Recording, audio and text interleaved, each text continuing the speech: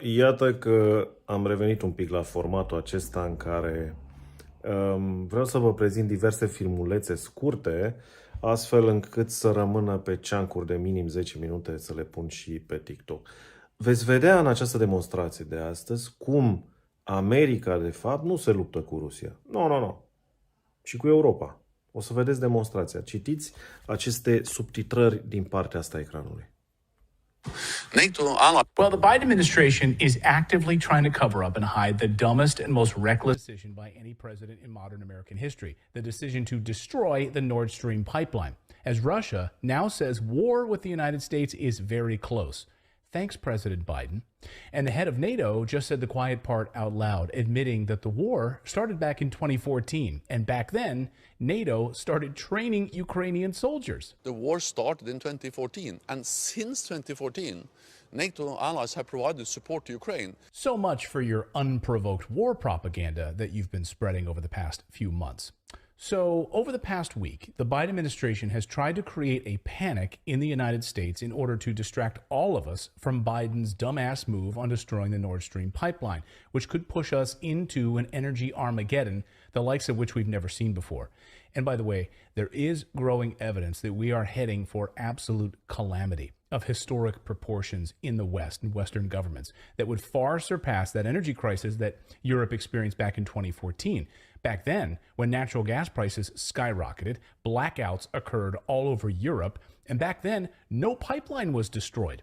This is way worse now. But you could just ask the people of Bulgaria what 2014 and their energy crisis was like. The answer for them? People froze to death because they didn't have natural gas to heat their homes. Ask the people of Slovakia what 2014 was like. They declared a state of emergency in that country.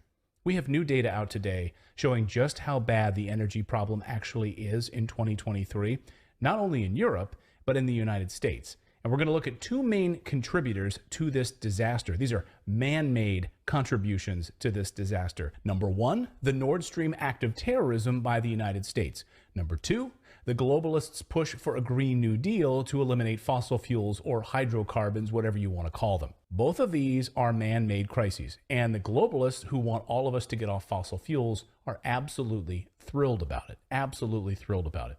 All of this, of course, is converging into a perfect storm for the West. And that's what we are starting to see. And due to those skyrocketing food prices and those food shortages, this week the Wall Street Journal had the guts to say this in a new piece that they just published. They want you to skip breakfast in order to save money. Yeah, they really actually published that in the Wall Street Journal. Well, now we know in the hours following that bombshell report by legendary reporter Seymour Hersh, the Biden administration authorized the destruction of the Nord Stream pipeline. The deep state, with the help of the mainstream media, mobilized and snapped to attention like obedient dogs. They brought us a brilliant cover story to start to instill panic in all of us. Good evening, and thank you for joining us. It has happened again today. Another aerial object was shot down by U.S. warplanes. Tonight, the growing mystery and the race to recover those unidentified objects shot down by U.S. fighter jets. Yes, UFOs and balloons are invading the United States. Well, as NSA whistleblower Edward Snowden pointed out, this balloon UFO story was all in an effort to distract us from the real story. The real story is the Nord Stream pipeline and the fallout that is now unfolding before our eyes. This is one of the biggest stories of all time. Here's what Snowden said about it. It's not aliens. I wish it were aliens, but it's not aliens, he says. It's just the old engineered panic, an attractive nuisance ensuring national security reporters get assigned to investigate balloon bullshit rather than budgets or bombings, a la the Nord Stream pipeline. Until next time, yes, an elaborate lie constructed by the deep state. Do you remember, of course, Mike Pompeo, former head of the CIA, actively saying this about how they teach people to lie at the CIA? What's the cadet motto at West Point? You will not lie, cheat, or steal, or tolerate those who do.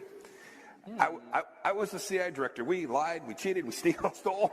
It was like we had entire training courses. Yeah, do you feel used by this UFO balloon story? You should, because they're using us, and they hope that you're too stupid to do your own homework. The truth is, Biden overplayed his hand here, pushing Europe to dramatically recalibrate its abusive relationship with America. And I'm seeing it in newspapers across Europe. Now Europe faces an energy crisis. Not this year, but next year. The real numbers show us that next year things will be a disaster for Europe. As Zero Hedge reports, the race to secure natural gas and fuel for the winter of 2023 into 2024 hasn't even started yet. With virtually non-existent supplies, Europe is heading for a disaster, it writes. The International Monetary Fund, the IMF, just issued an alert admitting that the crisis in Europe will hit all countries, not just Germany. Remember, energy prices have skyrocketed and people can't afford to pay their bills, so they're turning off the heat right now. Businesses have closed their doors. Here's the latest data. Take a look at this. This is unbelievable. Fuel oil up 27%. Gas, utilities, 26%. Transportation up 14%. Electricity, 11%. Food at home, not even going out to eat, up 11%. Food away from home, 8%. And the list goes on and on from there. And we learned this week that the energy crisis is actually much worse than we've been hearing because the European Union, get this, spent nearly 800 billion euros trying to hide the real problem from all of us. That's right, the EU forked over that amount of money to try and hide or shield us from the real problems.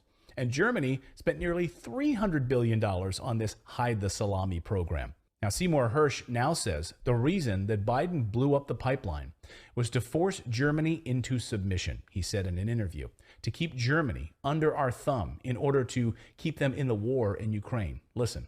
Here's what Biden did, and this is what I think the ultimate point of the story, and why so many people, even the intelligence community, are very troubled by it. What he did is he said, I'm in a big war with Ukraine. It's not looking good. I want to be sure I get German and West European support. And I know winter's coming, and if it's going to be bad, I don't want the Germans to say we got to check out because we're getting massacred. We'll be massacred with no cheap fuel, and our economy will go bonkers. We're going to check out, and we're going to open up the gas line, which they could do. So he took away that option. So this was our plan. That Germany was going to be backing off the war in Ukraine, and the United States was getting nervous that they were going to do that and weaken our hands, so we blew up their pipeline. This morning we learned now that Germany is now taking steps towards a full investigation of this pipeline explosion, and a growing chorus of German politicians are furious that a NATO ally would blow up their main source of fuel and then charge that same ally 5 times the price to receive natural gas from America. So add to the pipeline mistake with another man-made mistake. The WEF pushed to eliminate fossil fuels in the West, and you have a recipe for total disaster. This week, almost like it's a joke, the European Union announced they're going to get rid of combustion engine cars by the year 2035, 12 years from now, and gas-powered trucks by the year 2040. Are they nuts? The answer is yes, they are. You've closed down nuclear power plants, and now you're scrambling to reopen nuclear power plants. You're trying to push us all towards solar and wind, which don't work. You have no oil and gas in Europe that you produce. You're heavily reliant on foreign energy sources to power your economies and meet the daily energy needs of its citizens, and you're shutting it all down. Even some EU members are calling it madness, and they're warning that there is no escaping it. Take a look at these headlines. I mean, they've literally committed to this madness. And it's almost like they need to have this collapse in order to prove that it all won't work. Just chew on all of this. As your government leaders lie straight to your face, it's incumbent upon all of us to protect our own families right now and not listen to these lying politicians.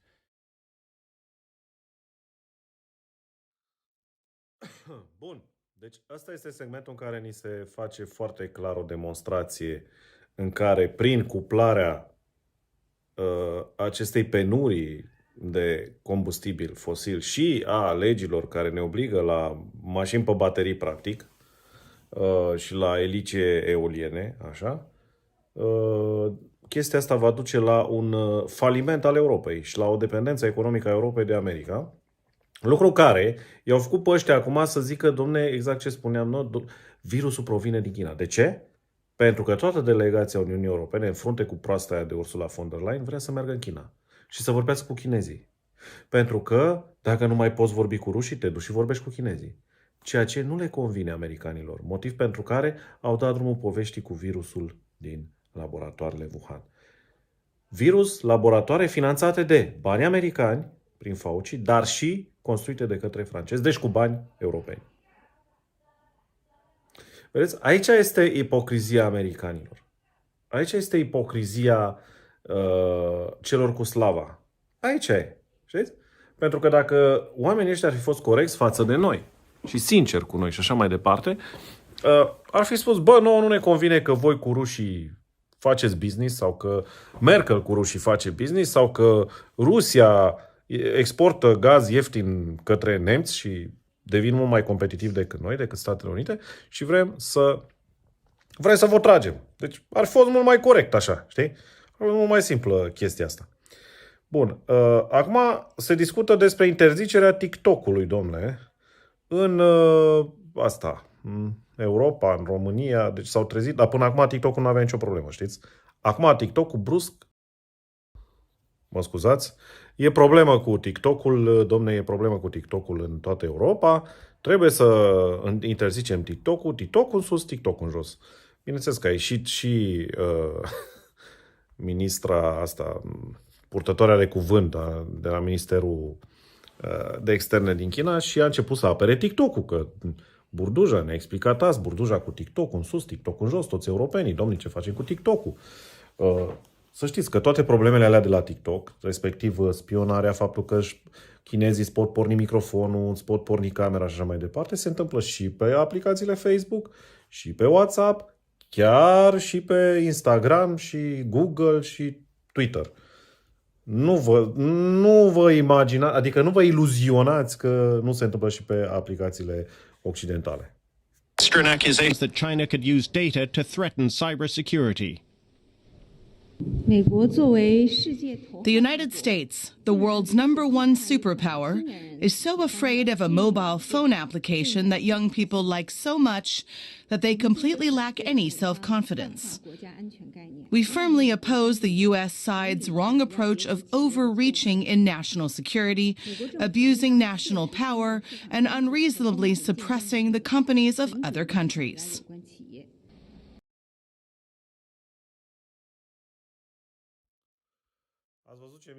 Și că, domne, americanii care sunt cea mai puțină de copii, nu este chiar o asta vă spun din ce cunosc eu și ce știu despre aplicații și ce pot face aplicațiile. Nu este o simplă aplicație de copii și țin să vă spun că în China e interzis atât Facebook-ul cât și Google-ul. Eu am locuit în China, a trebuit să-mi instalez VPN să accesez chiar și WhatsApp-ul. Da? Ca să folosești WhatsApp-ul trebuia să pui așa, iau WeChat și Baidu în loc de Google și Youku în loc de YouTube și WeChat-ul are și o componentă de Facebook și așa mai departe. În loc de Amazon au Alibaba și așa mai departe. Bun. Acum vreau să vă arăt o altă chestie interesantă. Cam cum arată stațiunile din, cum se cheamă? Stațiunile din lumea asta mare și largă. Ia să vedem dacă reușim. Dacă reușim. Reușim sau nu reușim? Nu prea reușim. Nu reușim, nu vrem cu Bahmuțeanu. Haide. Bă, băiatule, dar unde e? Asta, mă. Hai că am găsit-o. Ia fiți atenți ce frumos a sumarizat acest domn situația din stațiunile montane bicolore.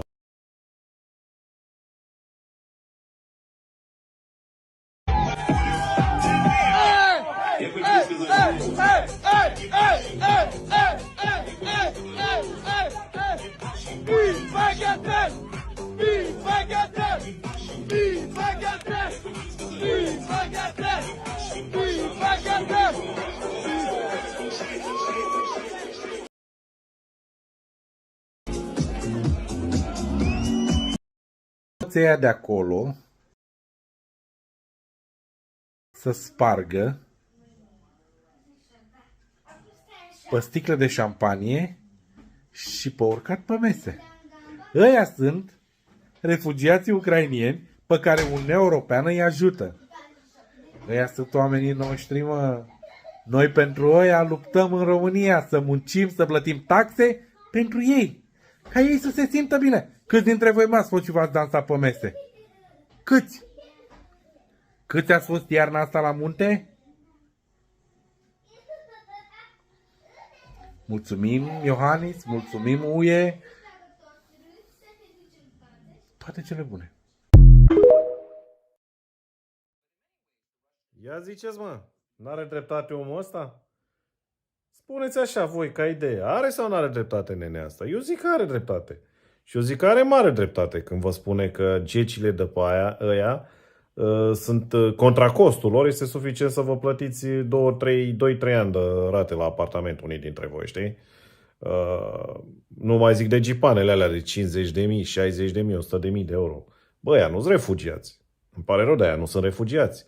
Ăia care se mută la mare la vară, că acum e la munte, dar se mută la vară, știi? La mare. O să fie litoralul plin de ucraineni, o să vedeți chestia asta. Bun. Acum se transferă următorul segment. Asta e, facem emisiunea în timp real. Vreau să vă citesc între timp și asta și cu o mână țin asta. Așa. Bă, taci. Așa. Dau ăsta înapoi.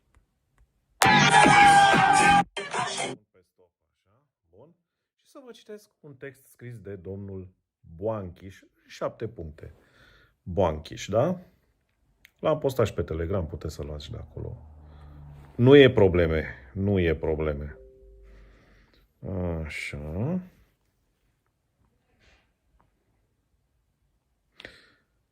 Care zice așa. Sunteți atenți, da? Deci autorul textului este Răzvan Ioan Boanchiș. A fost publicat în Național Ro. Rasismul economic și războiul de pe centurile de socializare. Ați fost anul ăsta în Poiana Brașov? Ați avut bani să vă duceți copiii la schi? N-ați fost, n-ați avut. Poate ați fost câteva zile în Austria sau Bulgaria cu banii pe care i-ați împrumutat, pe care ați început să-i strângeți din septembrie. Să vă povestesc eu ce este în Poiana Brașov.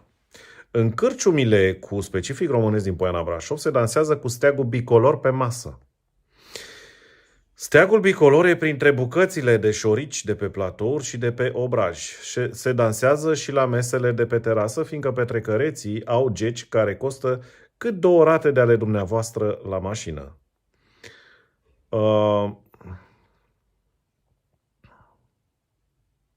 Și fiecare mașină face cât un apartament de 3 camere în Berceni, pentru care plătiți 30 de ani. La plecare, tovarășii invadați se urcă la volan. Bineînțeles că poliția rutieră nu îi oprește. Poliția e timorată, poliția se uită la generalii caragioși de pe la Antena 3 CNN, scris cum se aude CNN, cu S-I-N-N. La vară petrecăreții, ăia mai săraci, care nu sunt deja în sudul Franței, se vor muta pe litoral, la Constanța. Au terasă cu stridii, în piața Ovidiu. Încă de anul trecut, am văzut-o eu, ca să nu existe discuții. În august era în fața casei Hrisicos, spre muzeu. Punctul 2. O firmă străineză de placaj montat și înșurubat la domiciliu, atelierul ambulant, își zice corporație de mobilier, va deschide o hală și în vestul României. Nu vrea nimeni să se angajeze pentru că marii conducători din nordul Europei au hotărât că emploiații români nu au voie să câștige mai mult de 2000 de lei pe lună. Nu? 2000 de lei pe lună.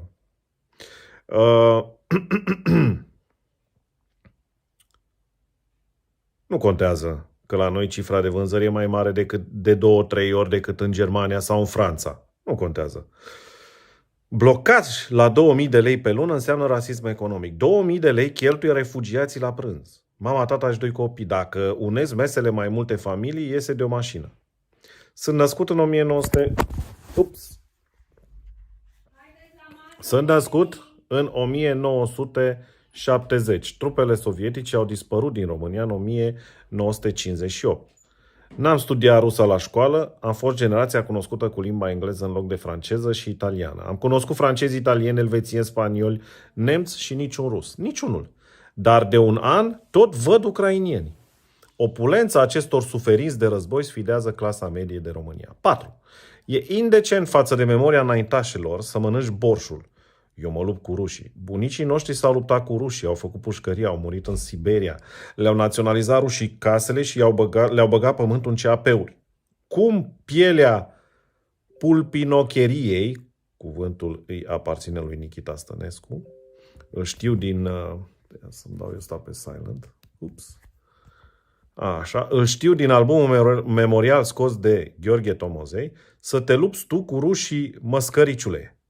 Unchii și bunicii noștri mergeau desculți prin ghețurile Siberiei. Bunicul a ajuns până aproape de Stalingrad. A fost rănit, glonț în omoplat, a stat 3 zile în zăpadă, i-au degerat 2 degete. Și tu te lupți cu rușii pe centurile de socializare? Panamarezule! 5. Guvernul se poartă curtenitor cu tovarășii invadați pentru că România se află în niște structuri și îndeplinește un protocol.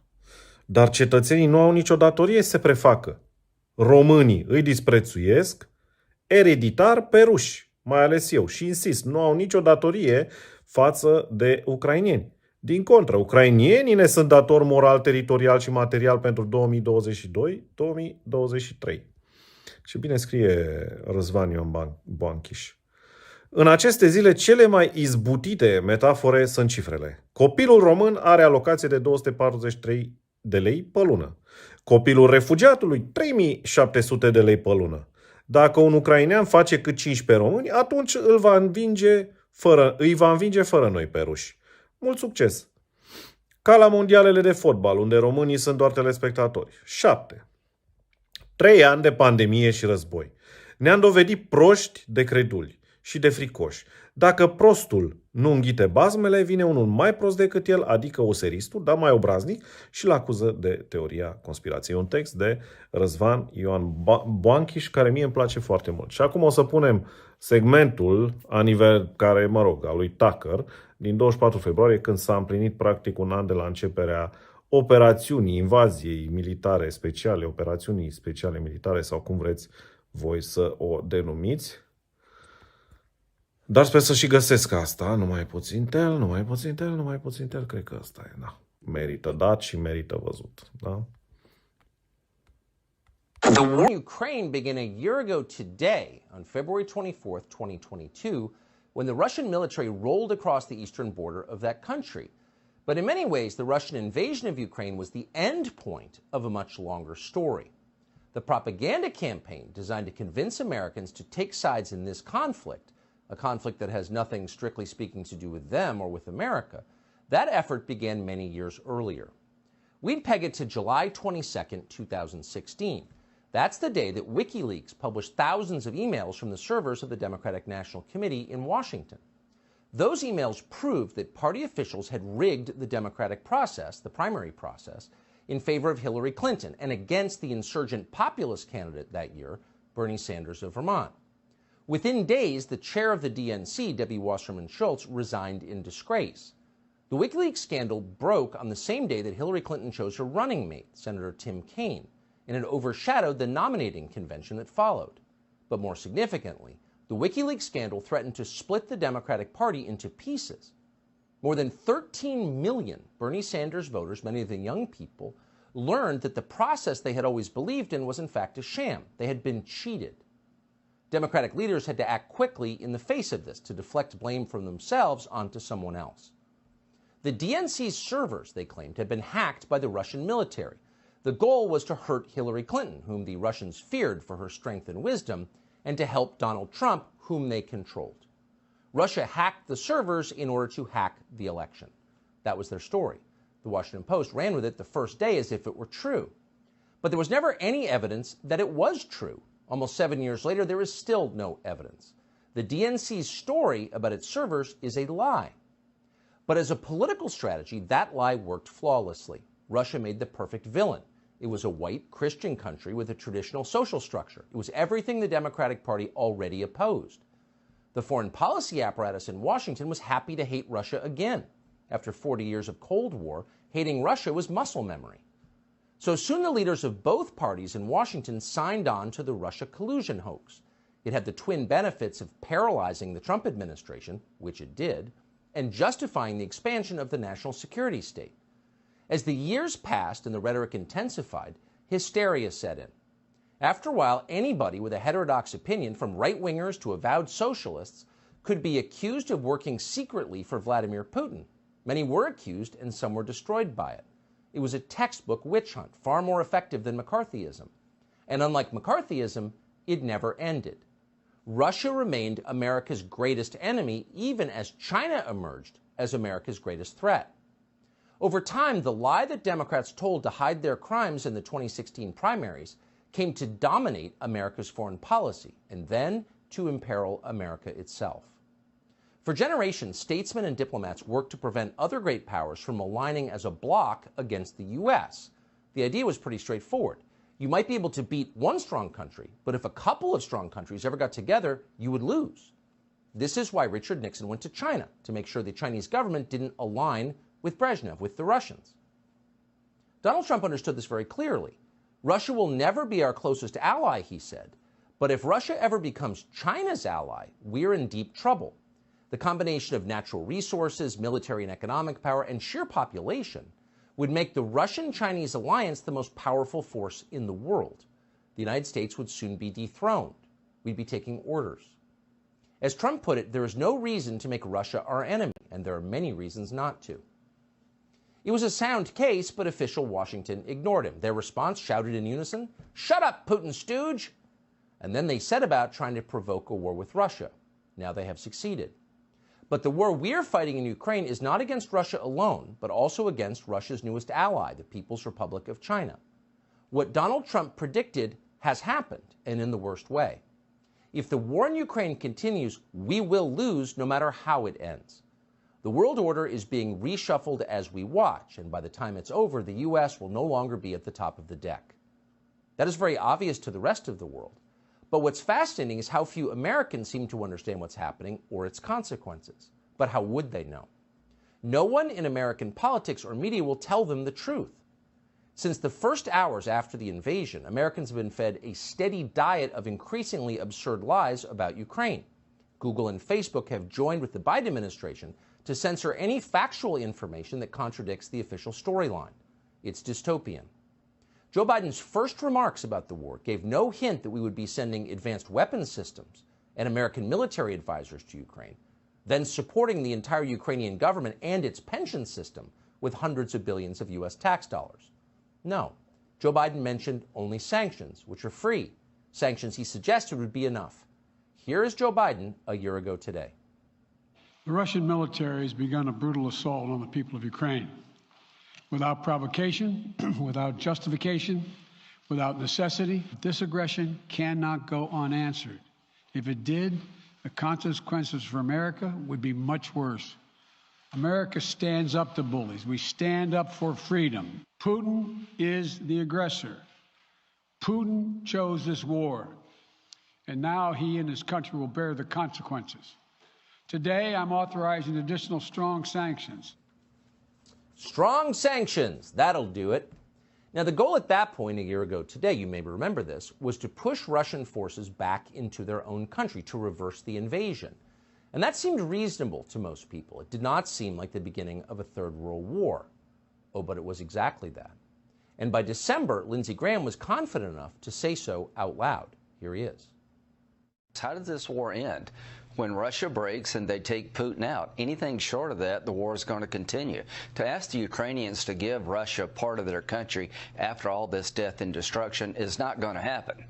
To signal a ceasefire, Russia will take the opportunity to rearm and come at them again. So we're in it to win it, and the only way you're going to win it is to break the Russian military and have somebody in Russia take Putin out. So we're going to, says Lindsey Graham confidently, continue pouring billions into Ukraine until they, quote, take Putin out. Does Putin know this? Well, we have no idea. We're not allowed to see Russian media in this country. That's too much information for Americans to handle. But if Putin does know that we plan to kill him, wouldn't he fight back with nuclear weapons? Why wouldn't he fight back with nuclear weapons? No one in the United States seems to be allowed to wonder that, much less have a conversation about it out loud. Instead, we're treated to more lectures about democracy. Ukraine is a democracy, we're told. That's why we're on the side of Ukraine. The problem is that is a lie. Ukraine is not a democracy. Ukraine is a corrupt one-party state. Ukraine has none of the freedoms that define democratic governance: freedom of speech, freedom of the press, freedom of assembly, freedom of religion. Ukraine is the least free place in all of Europe, and probably for that reason, it is Joe Biden's favorite place. So for those who understand what is actually happening and what Ukraine is actually like, it is very frustrating to watch Biden say this again and again. It is galling to be lectured about democracy by a man who took power in an election so sketchy that many Americans don't believe it was even real. Joe Biden has never had the majority of American support for a single day of the Ukraine war. In fact, Joe Biden is far less popular in the United States than Vladimir Putin is in Russia. That is not an endorsement of Putin, it's just true. And it says everything about Joe Biden's tenuous legitimacy. Democracy? Please. We're adults. Stop lying to us. So what happens next in this war? Well, according to our elderly Treasury Secretary, Janet Yellen, the war in Ukraine will go on forever, and so will our support for Zelensky. Let me make clear, the United States and the allies, our support for Ukraine will be lasting and is unconditional. Unconditional support for Ukraine. Unconditional support for a nation most Americans know nothing about and couldn't find on a map. Unconditional support. That's a profound statement. Outside of your immediate family, how many people would you pledge unconditional support to? How many countries would you pledge unconditional support to? This is insane when you think about it. But the people in charge of this disaster aren't thinking the way that most Americans do. The Atlantic magazine commemorated the anniversary of the war by commissioning a piece today by Tom Nichols. Nichols is a thoroughly silly foreign policy establishment parasite who apparently is taken seriously by other ne'er-do-wells and dumb people in Washington. But the piece is fascinating. In it, he inadvertently reveals the point of this war in the clearest possible terms. Quote, "Now we are faced with the long grind of defeating Moscow's armies and eventually rebuilding a better world." Oh, defeating Moscow's armies and building a better world? Perfect. Thank you, Tom Nichols, adding those items to this week's to-do list. Unspecified in the piece is exactly how we plan to do this, how we plan to defeat Russia and its ally China and then build utopia. The piece is notably light on details. Now, you'd feel a little better hearing all this if Tom Nichols and others like him in Washington had a track record that suggested they could do any of this, a track record of competence and success. They don't. Nichols himself seems to spend most of his life arguing with other people on Twitter. He's never achieved anything at all that we're aware of. But then virtually none of them have achieved anything. Biden's chief Ukraine strategist, Toria Nuland, you would not hire her to plan spring break. Now, these very same people, these demonstrably incompetent people, say they plan to rebuild a better world. All right, that seems ambitious. How about starting with Baltimore? Before moving on to total global transformation, shouldn't we fix the biggest city in Maryland first? Under the leadership of people like Tom Nichols and Toria Nuland, neoliberal geniuses with grand plans, Baltimore has devolved into third world chaos. But then so has Iraq, and so has Libya, and so has every other place these people have decided to, quote, rebuild. It should spur a moment of silence and self-reflection in the U.S. State Department that the moment Western diplomats and NGOs left the country, Afghanistan got safer. There are far fewer killings in Kabul now than there were 18 months ago. Pedestrians in Kabul can walk to dinner at night without being murdered. Now, that fact doesn't tell the whole story of Afghanistan, of course, but we shouldn't ignore that fact. It means something. If you spend billions trying to make a place better and it gets worse, you have an obligation to think about why. Maybe you're doing it wrong. Maybe you're not as powerful and clever as you thought you were. Maybe there's a problem with your formula. But none of this ever occurs to people like Tom Nichols and Toria Nuland, and for that matter, Joe Biden. The more discredited they are, the more self-confident they become. They see every failure as evidence that their talents are more desperately needed than ever. What is this? Well, it's called hubris. Hubris is the delusion that causes people to mistake themselves for God. They imagine they have power and wisdom and foresight they don't actually possess, that no human does. Hubris is a species of mental illness. These people are unwell. They're crazy. And there's nothing more dangerous than that. Hubris has caused more suffering than polio. It's caused more deaths than smallpox. And apparently, we're in the middle of another epidemic of it. Subscribe to the Fox News YouTube channel to catch our...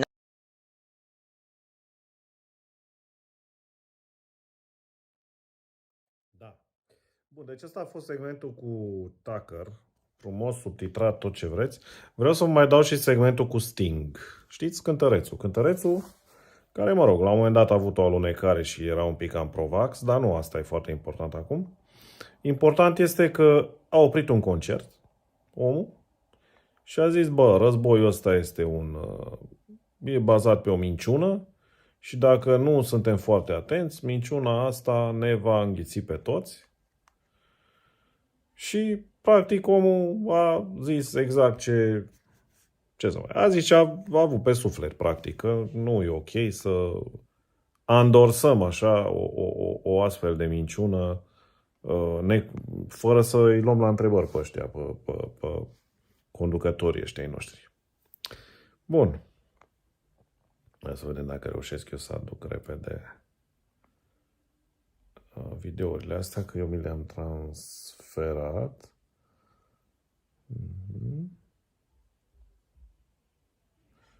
Deci, în primul rând, animația pe care vreau să vă dau, deci asta cu Sting, ia să vedem.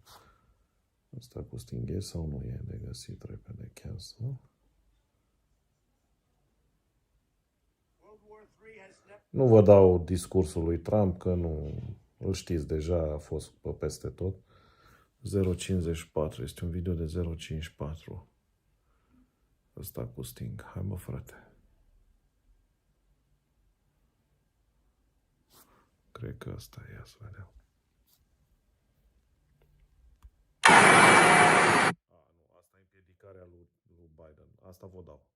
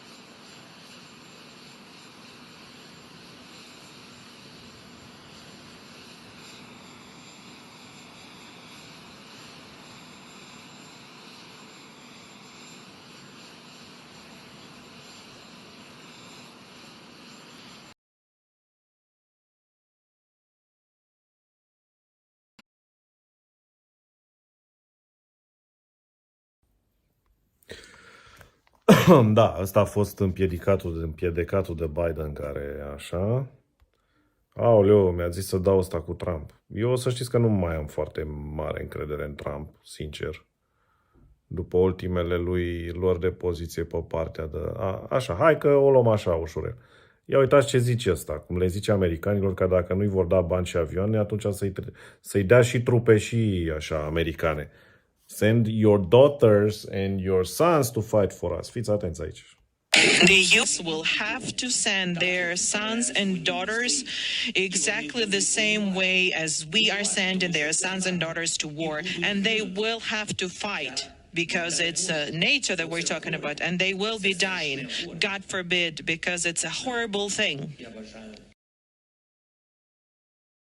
The U.S. will have to send their sons and daughters exactly the same way as we are sending their sons and daughters to war, and they will have to fight because it's nature that we're talking about, and they will be dying, God forbid, because it's a horrible thing. Da. Deci dacă nu-mi dați echipamente, bani, muniție și nu sponsorizați toți refugiații ucraineni și asta, vedeți că s-ar putea să trebuiască să trimiteți la luptă oameni. Bun. Ia să vedem ce mai avem noi pe aici. Ăsta, animația merge, care are 1 minut jumate, că toți suntem la capitolul cu virusul scăpat din laborator. December.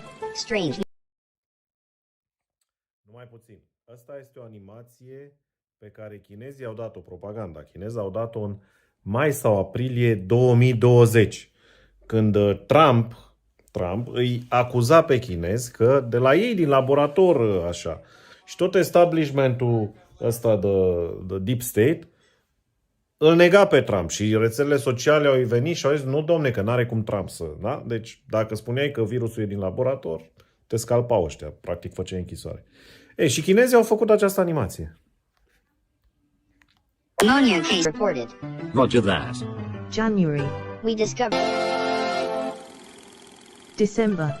Strange pneumonia cases reported. Roger that. January. We discovered a new virus. So what? It's dangerous. It's only a flu. Wear a mask. Don't wear a mask. Stay at home. It's violating human rights. Building temporary hospitals. It's a concentration camp. Built in 10 days. Show off. Time to lock down. How barbaric. February. It's overwhelming our medical system. Look how backward China is. The virus is killing doctors. Typical third world. It's airborne. It'll magically go away in April. Everyone stay at home. Violation of human rights. March. Our numbers are now dropping. Impossible. Look at Italy. We wore masks. You lied to us. We made our data public. You kept everything secret. Your people are now dying. You didn't warn us. We said it was dangerous. You lied. April. We said it was airborne. You gave false data. Why didn't you warn us? We said it was dangerous. The virus is not dangerous, but millions of Chinese are dead. Even though the virus is not dangerous, we are correct. Even though we contradict ourselves. Gosh, just listen to yourself. That's right. You lied. We did nothing for 3 months. And because the WHO agrees with China, we're cutting funding for the WHO. Are you listening to yourselves? We are always correct, even though we contradict ourselves. That's what I love best about you Americans. Your consistency. Frumos sau nu? Ia ziceți, dragilor. E mișto sau nu ce v-am arătat? Deci asta e un video, animația asta este o animație dată în vara lui 2020, când v-am spus, existau acele dezbateri între Deep State-ul american pe de o parte și Trump pe de altă parte, legat de proveniența virusului. Bun. Că e sau nu e din laborator, că o fi, că o păți, că stai, că o fi, că nu știu ce. Bun. Acum totuși vreau aia cu Sting, dar până la Sting l-am găsit pe Trump. Și fiindcă mi-a cerut, o să-l dau pe Trump. Sărăcuțul de el. Cum vroia el să ne convingă că el a făcut vaccinul și vaccinul funcționează și salvează vieți. War III has never been closer than it is right now. We need to clean house of all of the warmongers and America's last globalists in the deep state, the Pentagon, the State Department, and the national security industrial complex. One of the reasons I was the only president in generations who didn't start a war is that I was the only president who rejected the catastrophic advice of many of Washington's generals, bureaucrats, and the so-called diplomats who only know how to get us into conflict, but they don't know how to get us out. For decades, we've had the very same people, such as Victoria Nuland and many others just like her, obsessed with pushing Ukraine toward NATO, not to mention the State Department support for uprisings in Ukraine. These people have been seeking confrontation for a long time, much like the case in Iraq and other parts of the world, and now we're teetering on the brink of World War III. And a lot of people don't see it, but I see it, and I've been right about a lot of things. They all say Trump's been right about everything. None of this excuses in any way the outrageous and horrible invasion of Ukraine 1 year ago, which would have never happened if I was your president, not even a little chance. But it does mean that here in America, we need to get rid of the corrupt globalist establishment that has botched every major foreign policy decision for decades, and that includes President Biden, whose own people said he's never made a good decision when it comes to looking at other countries and looking at wars. We have to replace them with people who support American interests. Over our 4 years in the White House, we made incredible progress in putting the America Last contingent aside and bringing the world to peace. And now we're going to complete the mission. The State Department, Pentagon, and National Security Establishment will be a very different place by the end of my administration. In fact, just into my administration, it'll be a very different place, and it'll get things done, just like I did 4 years ago. We never had it so good. We'll also stop the lobbyists and the big defense contractors from going in and pushing our senior military and national security officials toward conflict, only to reward them when they retire with lucrative jobs, getting paid millions and millions of dollars. Take a look at the globalist warmonger donors backing our opponents. That's because they're candidates of war. I am the president who delivers peace, and it's peace through strength. There was a reason we had no conflict. There was a reason we didn't get into wars, because other countries respected us. I entirely built, all right from the beginning, rebuilt our military. It's a big reason for that. They didn't want to mess around with the United States, and now they're laughing at us. We could end the Ukraine conflict in 24 hours with the right leadership. At the end of my next 4 years, the warmongers and frauds and failures in the senior ranks of our government will all be gone, and we will have a new group of competent national security officials who believe in defending America's vital interests above all else. Thank you very much. Bun, deci m-ați rugat. Eu nimic despre vaccinuri, nimic despre greșelile din timpul pandemiei, în fine. Nu intrăm în acest subiect, că suntem și pe YouTube. Dar ideea e că omul nu și-a revenit în nebunia în care așa. Dacă nu găsesc că stau să dau end live, că nu mai am chef să stau. Deci video, da? Că vorbim de niște videouri.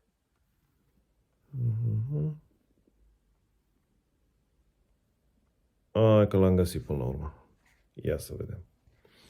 Ia uitați ce zice Sting. Cei care înțelegeți engleză de la prima ascultare veți înțelege, pentru ceilalți voi traduce după. În Polonia a avut loc concertul. W naszych umysłach I w naszych ciałach. The war in the Ukraine is an absurdity based upon a lie. Wojna w Ukrainie to absurd zbudowany na kłamstwie. If we swallow that lie, the lie will eat us.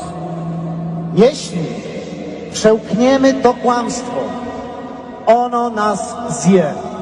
The lie is terrified of the truth. Ale kłamstwo panicznie boi się prawdy. The truth must be heard. Prawda musi zostać usłyszana.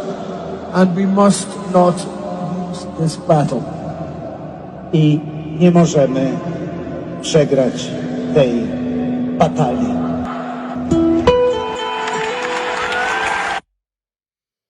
Deci încă o dată, ca să și traduc. Războiul din Ucraina este o absurditate bazată pe o minciună. O absurditate bazată pe o minciună.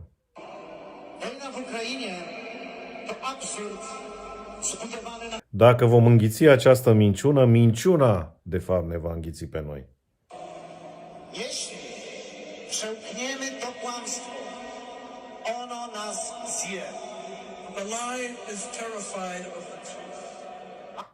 Minciuna întotdeauna este terifiată de adevăr.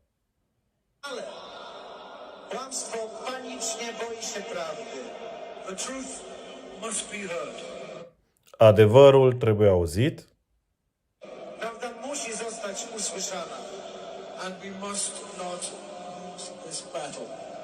Și nu trebuie să pierdem noi această bătălie, bătălia prin care minciuna devine prevalentă în fața adevărului. Cam asta vrea să spun eu.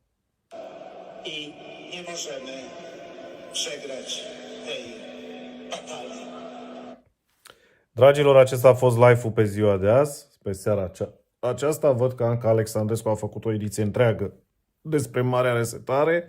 Azi a dat filme Omeleto și așa mai departe, pe care eu le dădeam acum un an.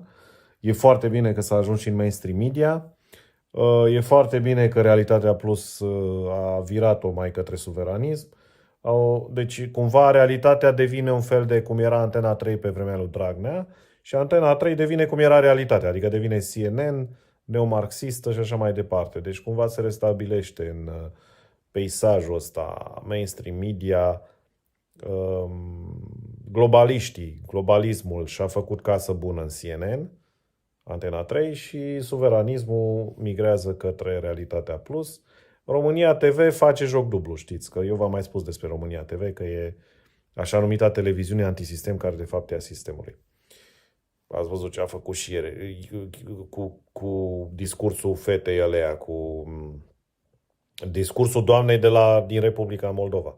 Au băgat-o pe aia în direct la Ciutacu, după care au dat comunicat că le pare rău că au lăsat propagandă rusă pe ecran. Adică, pe bune, și Cristoiu a făcut o pastilă pe chestia asta cu intervenția doamnei din emisiunea lui Ciutacu. Și aia chiar n-a zis nimic rău, așa. Adică a zis ce cere, domne, cu facturile, cu gazul, cu astea. Noi nu ne descurcăm, ar trebui să fie cu facturile, cu gazul. Mă rog. Deci mai nou, dacă ceri trai mai bun și astea, ești putinist. Adică noi care, de exemplu, am făcut protestul ăla cu OMV și cu ăia 50 de bani cu înjumătățirea prețului, înseamnă că noi suntem putiniști sau cum? Că nu mi-e clar, foarte clar. În fine, da. Hai să văd dacă mai am ceva pe aici. Luat sau nu. Mă, da, eu ce am aici, de fapt? Că știam că l-am și am și segmentul ăsta de la Cristoiu. Îl am sau nu l-am? Nu l-am. Las că-l dau separat. Bun. Toate cele bune, dragilor. Doamne ajută. Seară plăcută în continuare.